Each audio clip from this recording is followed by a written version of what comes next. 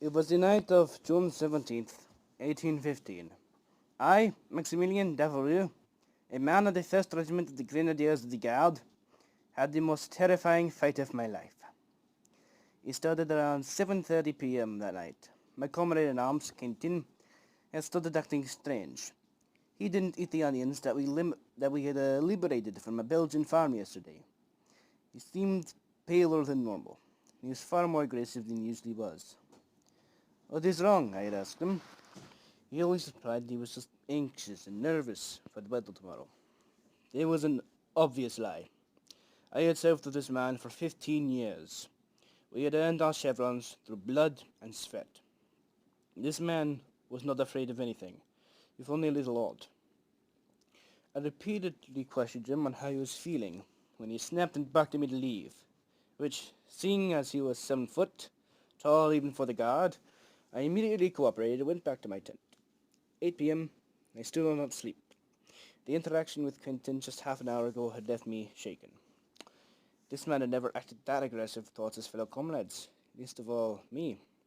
I brushed it off as him not feeling well and attempted to sleep once more.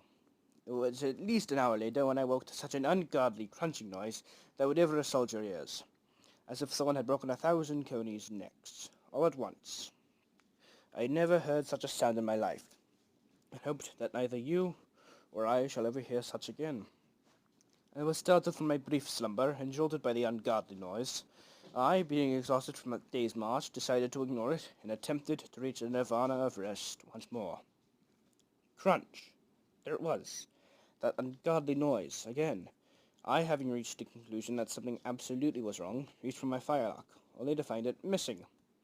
I was completely certain I had laid it down inside the tent with me, so this was incredibly unusual. Now, having reached the conclusion that something was seriously wrong, I reached for my hanger, which, thank the Emperor, was still there. Having drawn its 28-inch blade, I lumbered forth from my thin cloth shelter. I wandered the camp.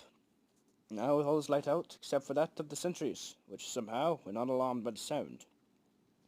I decided to query the nearest sentry about the noise. He dismissed me, having told me that I have no business rambling about the camp at that hour, and that he'd report me if I kept rambling. I decided that it was not worth it to keep investigating what was probably just a random noise. I turned on my heel and started a small walk back to my tent. Then a whoosh and loud gurgling. I spun back around, saber in hand, to find a sentry mauled, a large gash upon his neck and drowning in his own blood. Now, incredibly alarmed, I decided to go and alert the other sentries to the presence of whatever this thing was, when I saw the shape in the corner of my eye. It was impossibly fast, and in the poor lighting, all I saw was the blur of its movement. I decided to pick up the pace, and moving at a sprint, ran towards the nearest sentry, nearby a group of tents, when I heard a gunshot, a scream, and silence. I made my way there to find the sentry dead, the firelock still hot, and the man around me in a state of panic and alarm, each having found their firelock gone as well. He queried me about what I had done at the sentry, but upon my reminders of me being a man of the guard, and my repeated pleas of innocence, they eventually stopped the accusations. Now quite determined to alert the rest of our part of the camp about the murderer, we started to make our way towards the more tents when I heard a whoosh in the darkness. I awoke, at a puddle of blood, surrounded by dead men. And then I heard another cry, this time with a voice unmistakable, that of the Emperor. I attempted to stand, but felt a burning pain in my thigh. I had fallen upon my saber. Despite the deep gash on my leg, I hobbled as fast as I could towards the Emperor's tent, in my panic not bothering to alert the rest of the camp along the way.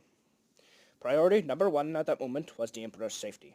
I burst through the tent, the saber already with my own blood at the ready.